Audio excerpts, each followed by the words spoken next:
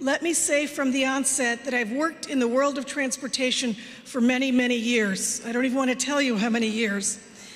But what we embark upon today may be the most transformational initiative that I have ever witnessed. Hyperloop technology is real, it's achievable, and we in Northeast Ohio have a chance to play a major role in this partnership with Hyperloop Transportation Technologies. First, I would like to recognize and thank the NOACA board. We have some board members here that are representing our organization. Of course, the President and County Executive Armin Budish, Mayor Frank Jackson, Chief Valerie McCall, Commissioner Dan Troy, Commissioner Ted Kalo, Commissioner John Hamercheck, Mayor Michael Brennan, and alternates Mark Cunningham, Dick Heidecker, Vail Vandersam for Mayor Rittenauer. I don't know if I've missed anybody else. Okay, great. And to Dirk, I'm so very pleased that we've been able to form a working relationship with your company based on our mutual interest in making Hyperloop between Cleveland and Chicago a reality. I'm delighted for all the support our efforts have attracted. And this is still early. As the agency charged with envisioning, planning, and allocation of federal resources for transportation funding in Northeast Ohio, we at NOACA could not be more pleased to be here today. Today represents the beginning of what some are referring to as the fifth form of transportation, and we are doing so at a critical juncture in the nation and in the world's history for transportation and other technology advancements. People previously have been connected by water, traveling the high seas with ships, by railroad, traveling by trains, traveling by automobile over the national highway system, and by airplanes and air travel. Next up, tubes, pods, and Hyperloop. The demand for new technology that strengthens the economy, improves quality of life is happening everywhere, from the way we shop to the way we work and learn. So why should our demand for improved transportation be any different? And so what is the role of NOACA? NOACA represents 5 counties, 61 cities, 45 townships, 2,000 square miles, and 2.1 million people. But we are just one region. The Great Lakes mega region represents a $15 billion transportation market with tens of millions of tons of cargo and millions of passengers connecting to the cities within the region every year. And when we speak of the Great Lakes mega region, we are talking about the federally defined mega region that includes both Cleveland and Chicago. And technologies like the Hyperloop can take our overstressed infrastructure through the 21st century and beyond. At NOACA, we believe investing in projects that promote mobility options and improve the quality of life. What the Hyperloop represents to Northeast Ohio, however, is so much more than just speed and efficiency. It's more than just access and mobility between the 2 major points of Chicago and Cleveland. It opens up our region to the rest of the Midwest, connecting all of us in a network of technology. If you haven't had a chance to look yet at the map to my, I guess that would be my left, please do so. That is NOACA's proposed Midwest Hyperloop network that will be included in our long-range transportation plan. But this network of technology is expected then to provide access to additional resources, to move people, and have access to jobs.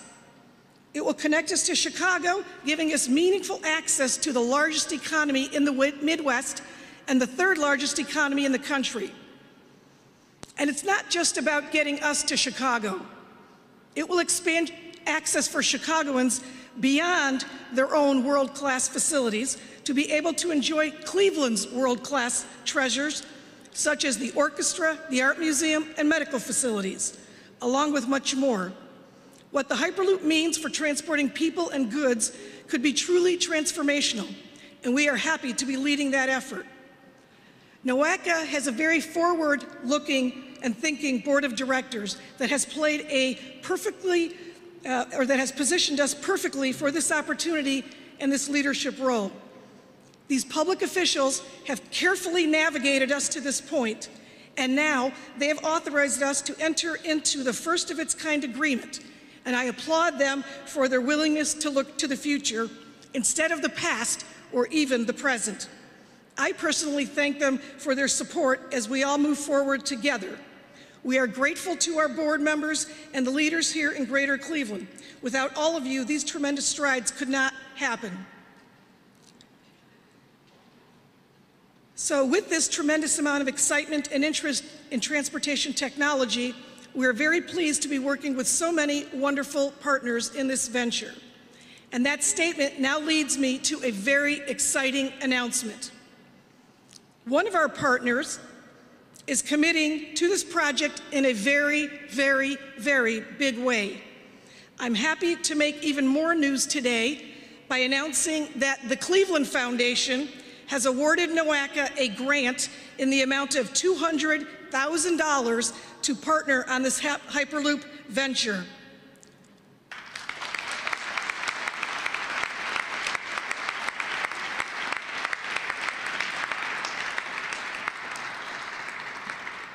The grant is indicative of the Foundation's belief that Greater Cleveland has the leadership, the right public-private partnerships in place, and the collaborative resources to execute on this exciting opportunity. The Cleveland Foundation, for more than a century, has partnered with donors to improve the lives of residents of Northeast Ohio. Established in 1914, the foundation is the world's first community foundation and one of the largest today. We are grateful for the support from the Cleveland Foundation Board of Directors and President and Chief Executive Officer Ron Richard. Ron was unable to be here today, but we are happy to be joined by India Pierce-Lee, Lillian Curry, and Stephen Love. Thank you so very much.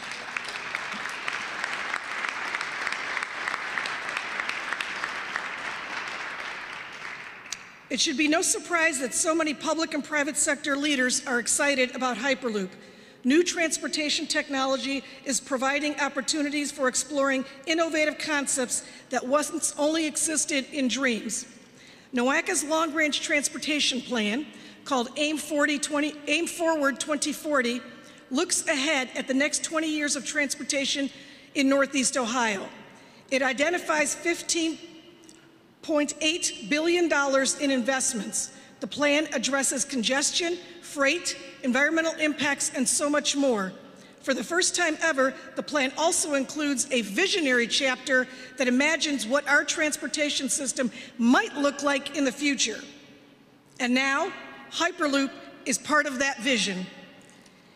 And as with any big initiative, there is need for broad support from many actors. Our Hyperloop aspirations have had to date support from legislators at both the state and federal level and on both sides of the aisle. In January, a bipartisan group of 8 Midwestern lawmakers, led by Marcy Kaptur, who will speak in a moment, sent a letter to President Trump seeking support for the Hyperloop. Last year, the Ohio General Assembly passed separate resolutions of support from the House and the Senate. To me, this says that our lawmakers are serious about Hyperloop. They recognize the potential of fusing technology and transportation, with the end result being substantial economic and social improvements for their constituents. I will say that I, along with the HTT representatives, have also had the opportunity to speak with the United States Department of Transportation and the White House liaison on transportation, and they have demonstrated their interest and commitment to Hyperloop being an advanced form of transportation that would be more efficient and effective in moving people and goods. But their work is not done. Legislators at both the federal and state level will be critical to the path forward. So today we have the Congresswoman from the 9th District of Ohio, Marcy Kaptur, as I just mentioned, who has been very active early on and one of our primary and first supporters. Congressman from the 13th District and member of the House Appropriations Committee, Tim Ryan, is also here. and the state senator from the 24th Ohio Senate District, Matt Dolan. I would like to ask you each in turn to come to the podium and give your perspectives on what this initiative could mean for our collective future. And I think I have not mentioned Senator LaRose. So that must have been a change in my document here. So Senator LaRose is here representing the Senate Transportation Committee. So thank you very much. I would like to turn the podium over then to our elected officials, first starting with Marcy Kaptur.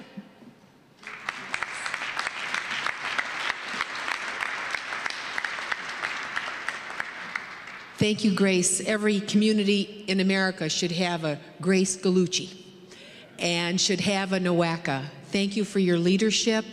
Thank you for all the hours you put in to come to a moment like this morning.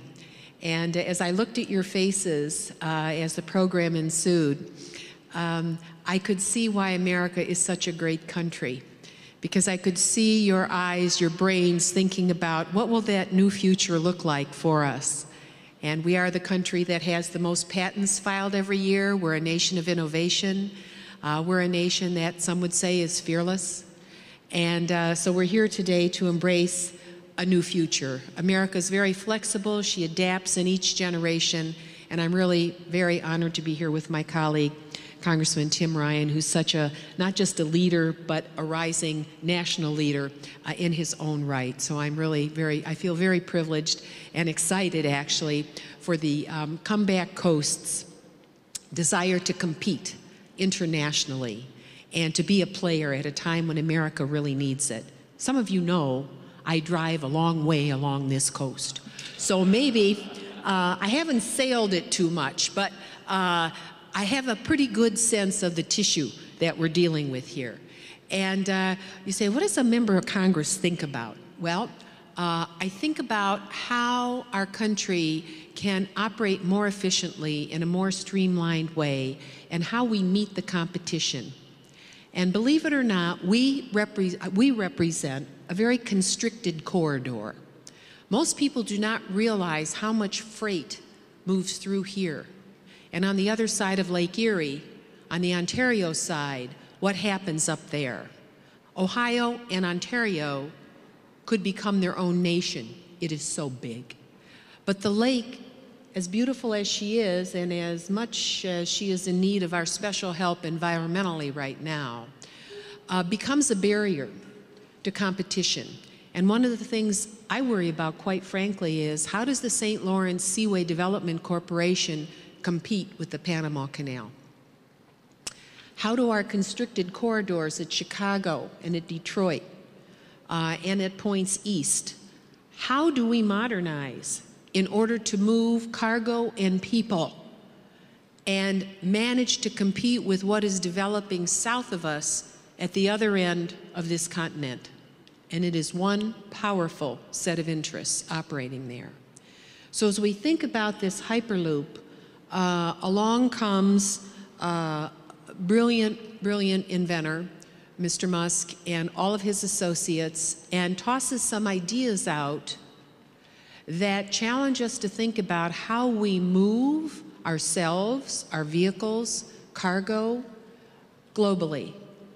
And I am just so thrilled that we can be a party at the national level to a new transportation bill and to ongoing efforts at the Department of Transportation that on a bipartisan basis, Ohio members are paying attention. So Grace mentioned the letter that we sent to the Trump administration. That letter was signed not just by Tim and myself, but by Congressman Gibbs and Congressman Stivers on the other side of the aisle here in Ohio. And we believe that we have the kind of coalition and understanding that can help wed the brilliance of the scientists of this region, that include those who are representing the Ohio Aerospace Institute and NASA here, the fantasy and the real adventure of companies like Cedar Fair, where over 3 million visitors pour into Cedar Point every year to ride on rides that I will not go on anymore. But they think, both Cedar Fair and NASA think about distances and time traveled. and how you move people and have some fun doing it while you're at it, if you're in the Cedar Fair business, and how we extend that fiber from Cleveland west to Chicago, and then maybe even over or under Lake Erie, or over or under our turnpike or rail easements that exist in this part of the United States of America, and truly find a way to help this Great Lakes nation in which we live become the most important player in the world. She already is the second or third largest. So we just want her to be at the top, at the top. Thank you very much for being here today. Know you have our support.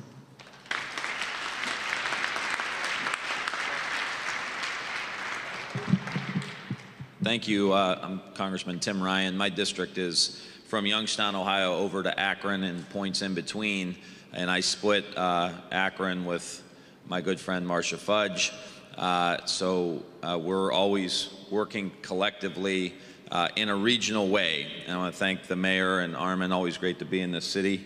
You only normally get up here for a World Series game or Browns game, but we won't talk about that right now.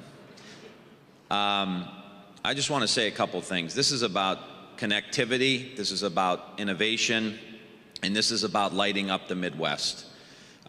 We have an opportunity with this project to plug us back into the global economy, and that's what this is all about.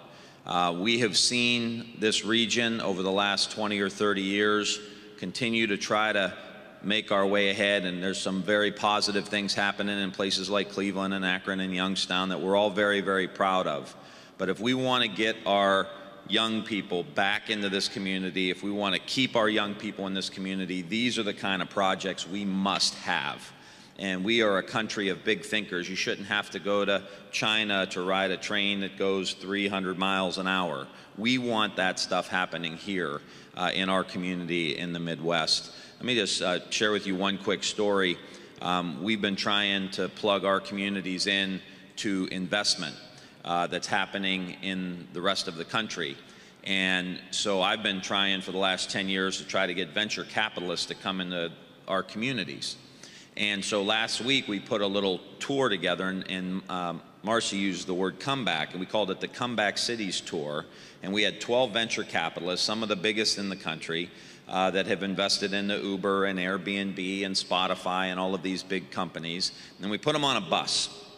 And we started it in Youngstown, Ohio. And we went to Akron, and we went to Detroit and Flint, and then over to South Bend, Indiana, and explored the emerging businesses and technologies that are happening in smaller communities around the Midwest. And I will tell you that they were floored because they just never came here. They just never saw what we had to offer. And I'm telling you that if we do big projects like this, the capital that wants to come and is now beginning to look at our region because of $75 a square foot in San Francisco and having to pay an engineer $115,000 a year to start in a company in the Bay Area, as opposed to some of the scale that you could get here, wage scale that you could get here. This is a place to be. And these are the kind of projects we have to do. And just lastly, let me say, I saw my buddy Dave Wondolowski here from the Building and Construction Trades here in Cuyahoga County. This is a huge jobs program. I mean, if we want to get people back to work for the next 10, 20 years, these are the kind of big projects we have to do in the United States. And we're going to either be a big country or we're going to be a small country. And I love the fact that Cleveland, Ohio and Northeast Ohio is setting the tone to say, put the flag in the ground, we're going big, we think big, we want to be a leader in the region, in the country, and in the global economy. It's happening right here. So Marcy and I and Marcia and others, we're happy to be a part from the federal side on the Appropriations Committee. And Marcy, thanks for all of your leadership. I sit on the Appropriations Committee, which is a long line going back to Lou Stokes in this region. And I hope we can get our budget and appropriations process back online so we can continue to help with some of these projects. Thank you so much.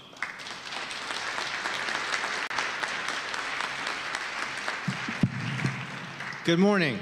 A couple thoughts. One is, I think we all need to tell Congressman Ryan there are 81 opportunities their summer to come to Cleveland and watch the baseball team before they get to the World Series. And speaking of the World Series, do we need any other reason to encourage Chicagoans to come to Cleveland? Didn't they show us they know how to do it en masse? So I say that because this is more than a transportation project to me. This is a statement that Cleveland and Northeastern Ohio and Ohio is not just living in the future, as Dan said, but we are investing in the future. We are investing in the future jobs and technologies. And as Congressman Ryan stated, who's paying attention to that? It's so exciting for us, but what's really encouraging is that employers, investors, students, all are looking to see where are the jobs of tomorrow? Where will I find a fertile ground to make a new company, to invest in a new company, to hire new people? And this statement today is saying that Cleveland not only is entering into the next generation of transportation, but we are welcoming all of those who have creative ideas, all of those who want to see where technology, how far we can push the envelope, and we want to make sure Cleveland is a fertile ground. Way in the back is our audience. We have about 12 students from the STEM school. They're studying every day science, technology, engineering, and math. When they become experts and they understand all this science, we want them to be able to stay here, to invest here, and to start with all their creative ideas and create new jobs right here in Ohio. So there are a number of my fellow legislators here. I look forward to working with Hyperloop, with NOACA, to make it a reality. So thank you.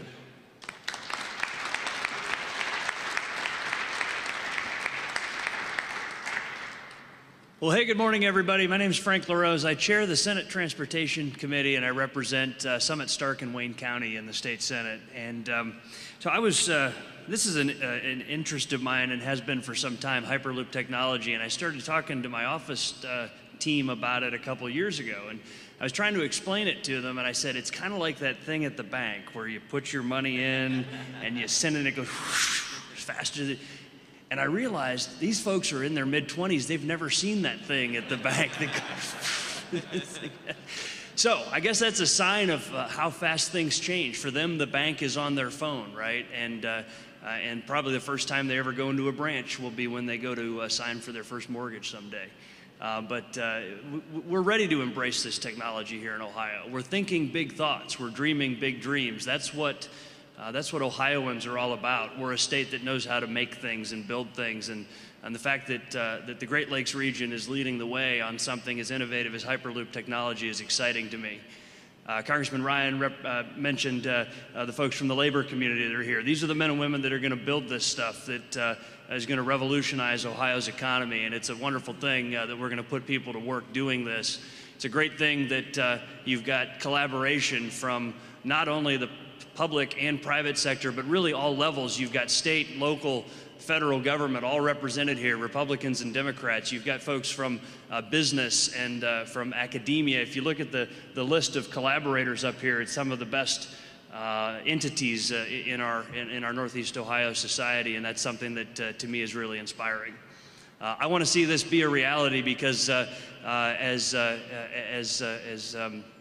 Senator Dolan mentioned, these young men and women in the back that are Ohio's future, Northeast Ohio's future, they're studying science and technology because they recognize that that's going to be a great way for them to build their careers into the future. We need them. We need them to be engaged and to build their careers here. One of the reasons why I got involved in government in the first place is I saw too many of my fellow classmates that were leaving Ohio to go build their careers out of state. We don't want to see that anymore. We want to see them stay here and make their life in Ohio. And this Hyperloop technology is part of that. I'm excited to see it happen. It's something that can have a big impact on our economy, to do so in a sustainable way and to put Ohioans to work. And for me, that's a win-win.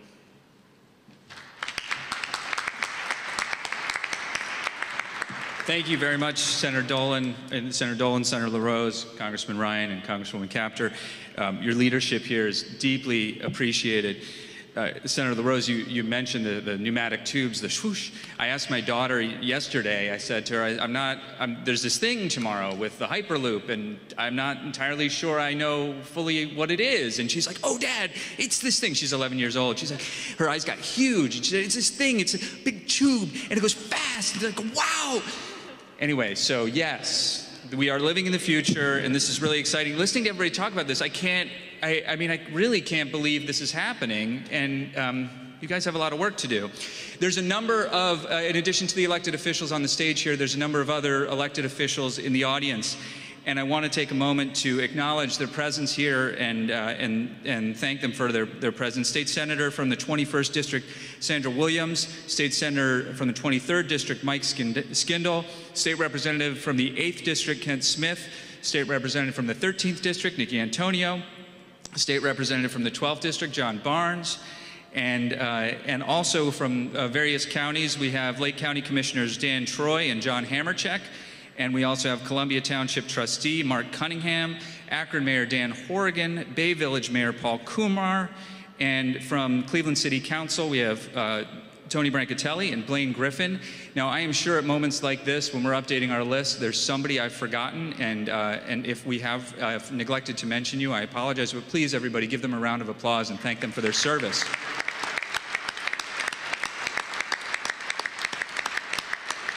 I also want to mention, too, that we have representatives from both Ohio Senator Sherrod Brown's office and Ohio Senator Rob Portman's office. Karen Kandinsky and John Prest from Portman's office, I believe, are in the back. If you could stand to be recognized. Thank you.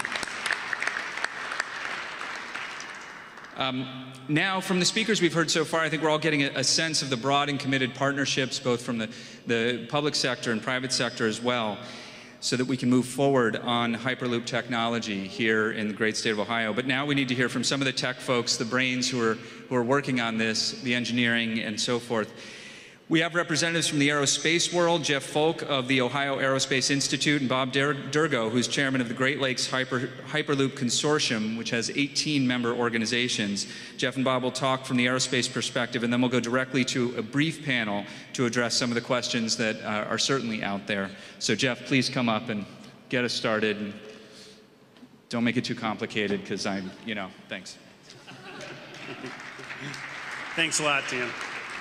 Yes, again, good morning, everyone. My name is Jeff Rolfe. I'm from the Ohio Aerospace Institute, which is a little place just outside the back fence of NASA over on the west side. But today, I'm more about being Ohio proud. As I look around, I see a group of citizens, legislators, folks from business who care very much about our great state. And they're here to work together on behalf of the persons they represent, to welcome Hyperloop Transportation Technologies in NOACA in the signing of their public-private partnership. Behind me and around me, you see some red folks and some blue folks who put aside their differences to do great things for Ohio. In Ohio, we work together, as you'll see every day, HTT, when you start to work with us. At the Ohio Aerospace Institute, I'm also proud to represent hundreds of Ohio aerospace companies, large and small. And to the STEM students in the back, by the way, Ohio is indeed the #1 state provider to both Boeing and Airbus. We have a lot of aerospace companies here, so if you want to stay here, aerospace is a great way to go. The folks in these companies, these aerospace companies that we represent, they're the kind of people that will help HTT in its quest to build this engineering marvel by providing the technology, know-how, infrastructure, and workforce as they design and build to make this vision a reality. And just as we're proud to help you build the conduit that will join the major commercial and industrial centers across the Midwest with our regional partners, we look forward to enjoying the amazing opportunity to travel the Hyperloop. 7 minutes to Cedar Point, or Chicago in a half an hour. I looked it up. I believe I can actually get a Chicago deep dish pizza more quickly than most of the local places will deliver to my home. So HTT, we're here to support you, and we look forward to the day very soon when you will be Ohio proud as well, so thank you. And the next speaker, I believe, is not Bob Durko. It's actually my friend John Sankovic from NASA Glenn, who's the Center Technology Officer.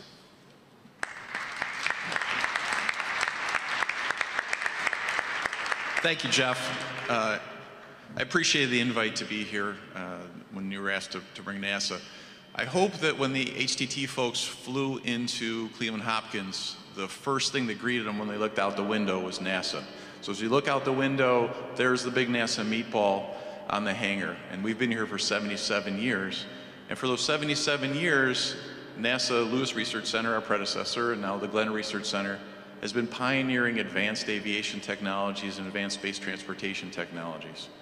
And so it's also, I think, a wonderful thing that we're here in this venue, the Great Lakes Science Center, also home to the NASA Visitor Center. So, you know, we're a part of this just by you being here at this event. But I'm here really, I wanted to touch a little bit on another activity that we do, and that's in the area of regional economic development. So although I mentioned we've been here for 77 years, pioneering advanced technologies for transportation, for many of those years we've been solving those national problems in the aerospace sector and for the government. But a few years ago, we were asked to look, how can this federal laboratory that sits here in Northeast Ohio, how can it really reach out to the community and help in this concept of regional economic development? And so we started looking to see what strengths do we have. Well, we have a lot of subject matter expertise. We have a lot of PhDs, a lot smarter than I am. They're able to work on key technologies. We have world-class facilities, both here at our campus right outside the airport and also at our second campus in Sandusky. Plus, we can reach out to the entire NASA network of 9 other field centers. We also have the ability to bring to bear our intellectual property. NASA has a portfolio of over 1,500 patents. Ourselves here at Glenn, we have over 250 current patents available to industry to help spur American innovation. And so where we used to only license 0 to 1 technologies a year for about 73 of the 77 years, we really stepped up the game a few years ago, getting over 50 of those technologies out in 1 year. And so those are the type of things that we're really looking to do in this region. Hyperloop has really reached out to us, and we're happy to help American industry to develop new technologies to take what the government's already invested in and expand that. So with that, we bring several core competencies in air-breathing propulsion and power and technologies, in material science, in physical sciences and biomedical technologies for space, tying right into the world-class medical institutions here in Cleveland, and also in advanced sensors and communications. So you're going to want to be able to have Wi-Fi as you're zipping along in that half-an-hour time frame on the way to Chicago. So thank you very much for inviting NASA to be part of this event. Again, we're very excited to be able to open up our technologies and look to see how we can support some of these advanced transportation technologies and really take the region to another level. I think it's also great we have the Mather right here, so we can see the transportation, early transportation and current transportation on the Great Lakes. We've got Burke Lakefront Airport there with the aerospace, and then the train tracks all around, so it brings all those things to bear, ready to move on to the next generation of transportation technologies. So thank you.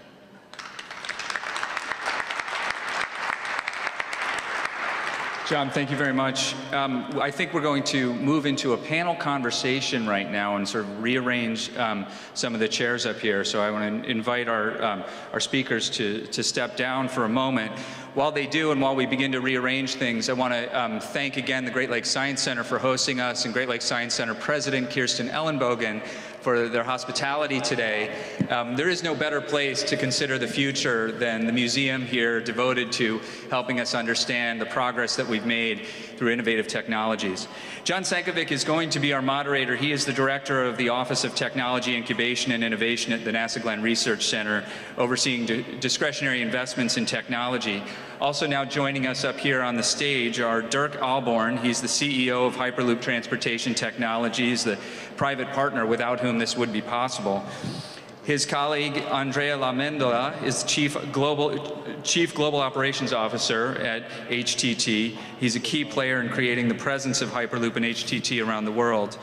Also, now Bob Durgo is going to finally get his moment in the spotlight. And he's, as I said, chairman of the Great Lakes Hyperloop Consortium, which is gathering Hyperloop stakeholders who will support the development of the initiative. And then also, of course, Grace Gallucci will remain here on the stage. So, John, I hand it over to you. Thank you. Okay, as people are assembling.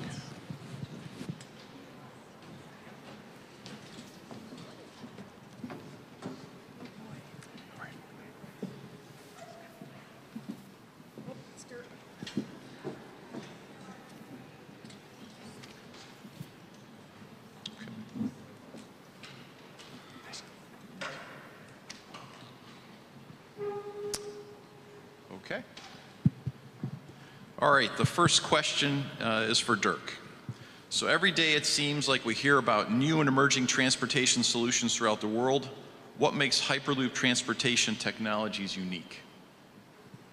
So, well, we have been working now for over 5 years to make this reality. We were actually the first Hyperloop company in the US, and we realized that in order to make this happen, we needed to create more than just a company. We had to create a movement.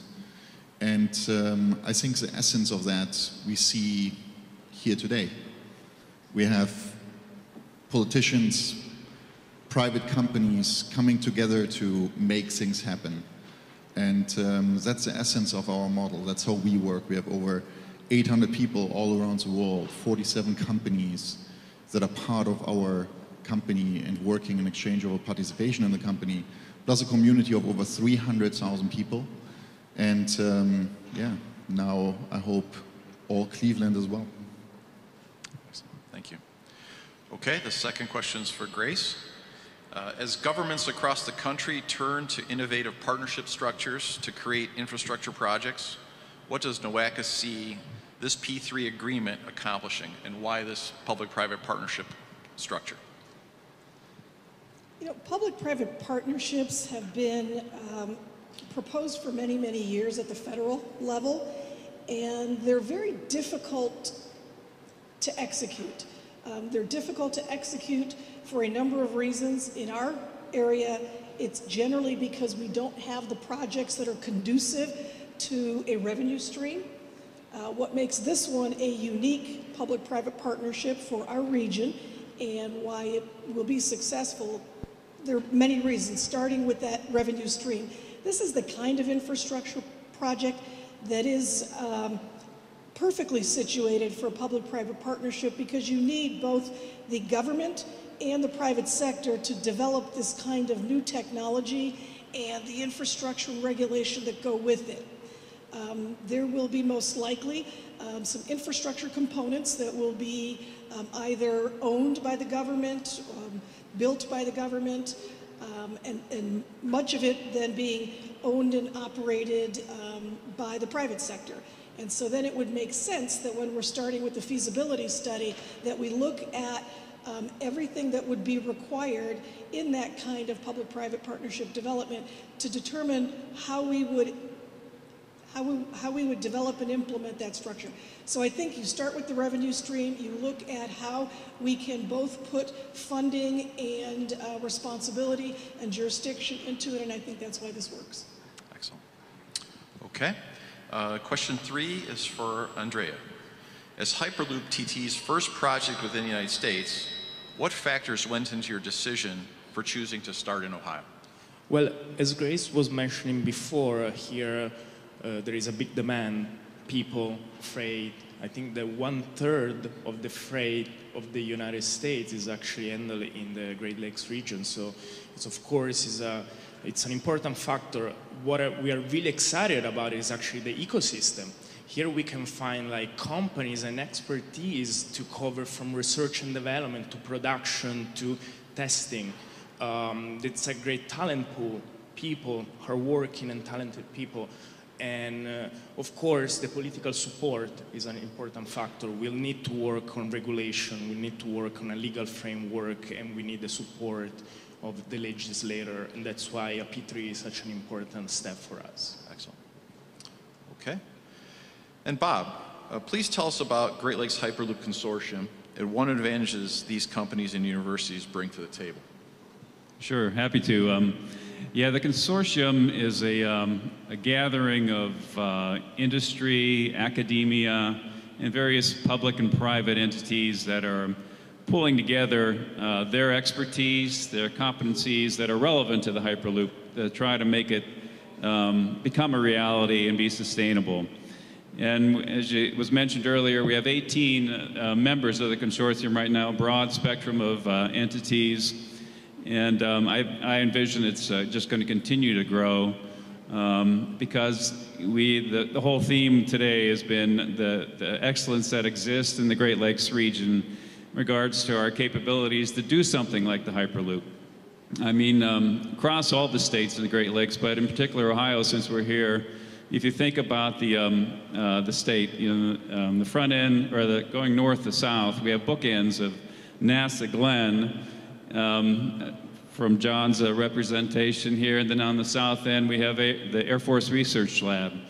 And then everywhere in between, part of our current consortium members include universities, University of Cincinnati, Wright State University, so the south end, Ohio State University. Is that the University of Cincinnati guys right here? Yeah. And these guys drove all the way up from Cincinnati, the University of Cincinnati Hyperloop team. And and then University of Akron, and then we have national labs as well, or national centers of excellence, the Manufacturing USA Centers of Excellence, with America Makes, you know, the Youngstown area that Tim Ryan was speaking of. And actually there's 5 of those similar centers on the Great Lakes, one in Chicago, one in Detroit, and a couple up in Rochester, as well as the Youngstown one. So on and on and on then. So all the entities that are needed to make this thing real exist here in the Great Lakes. And we can do this, and we can make it, we can build it, we can do it, and we can make it sustainable. So I think that's what's so unique about this region, and I think that's what brought the HTT to it. Andrea, back to you. What do you think of the Great Lakes Hyperloop network concept and the unique communities that will be served? We fully support the network concept. I think we should start thinking since the very beginning about this opportunity to connect the entire Great Lakes region as potentially to be the first corridor to connect the United States of America, East and West Coast. And of course, the way that we structure this P3 allow us to involve later on other players, and this will be very important for the future. Grace, what is the difference between this project and some of the others in the U.S. that have been announced? I think the biggest difference is the type of P3 and the collaboration that's involved. And also, very specifically, the ecosystem, as Andrea has already mentioned.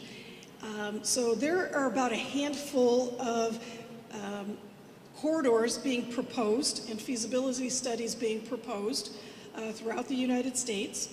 And they are entirely about the transportation component, getting from point A to point B. So the mobility and the access are, of course, a primary reason that you would want to implement a Hyperloop. But what makes this unique is that this Hyperloop also then, and this is part of HTT's strategy and their business model, will integrate the manufacturing and supply chain components of our region and the entire Midwest region into this project.